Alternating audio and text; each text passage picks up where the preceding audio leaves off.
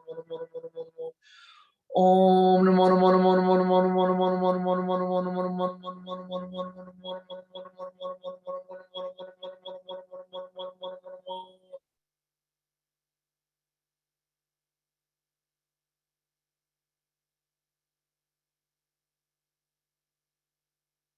The light that thou art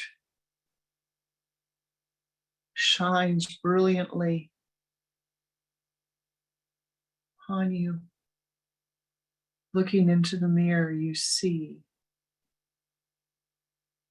the light that thou art, shining at thy sun center, radiating forth from every cell of thy being. Om Namo Namo Namo Namo Namo Namo Namo Namo Namo Namo Namo Namo Namo Namo Namo Namo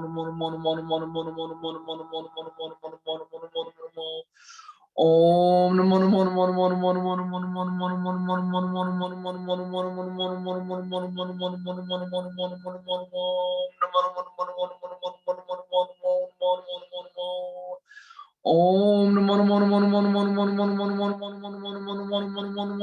Namo Namo Namo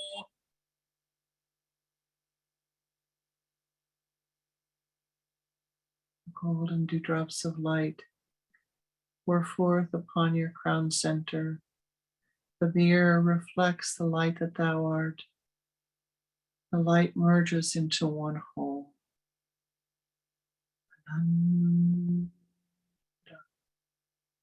Ananda, Ananda,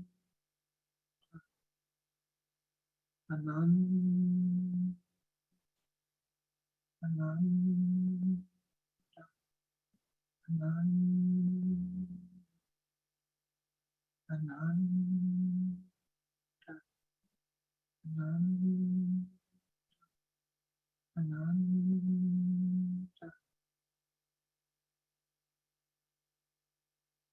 Be thou blessed, be thou blessed, be thou triply blessed. Become an ever greater blessing unto all of those who enter your aura. Know that you are this light, the light of light, the light of life. Thou art that. Om Tat Sat Om. Thou art that.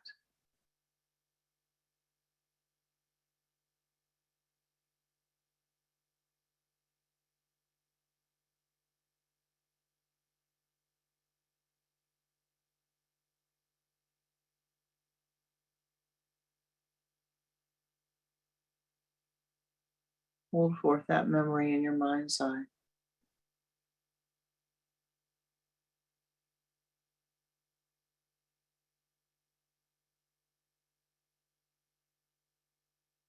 That you might remember this moment in times of rocky shores and darkness, that you might see the light that thou art.